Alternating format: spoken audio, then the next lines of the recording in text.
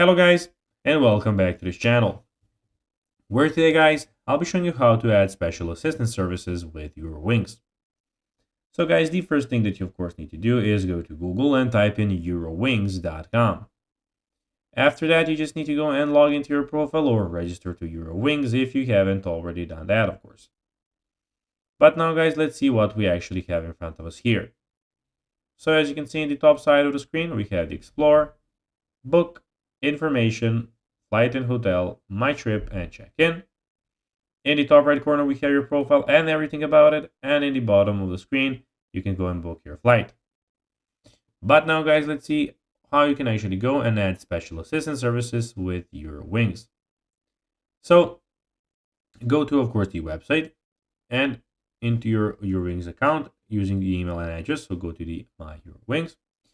Then navigate to the My Trip section, which is here, as you can see in the top side of the screen. And of course, go and click on, of course, your flight and everything. And there you need to go and choose the flight. Of course, there you need to put all your information here to find your flight. Then choose the special flight assistant and fill out the form with your specific requirements. Submit the form at least 48 hours before departure to ensure a smooth journey.